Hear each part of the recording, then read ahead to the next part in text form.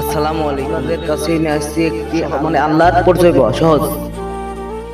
হঠাৎ আজরাইল পাঠাইয়া তোরে নিতে পারে তুলিয়া, কিসের আশায় রইলি রে মন মালিক রে ভুলিয়া, ও তুই মালিক রে ভুলিয়া।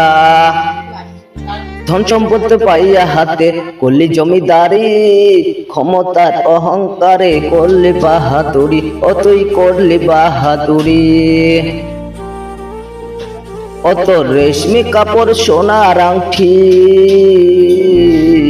অত রেশমি কাপড় সোনার আংটি নেবে স্বজনরা খুলিয়া, কিসের আশায় রইলি রে মন মালিক রে ভুলিয়া, ও তুই মালিক রে ভুলিয়া।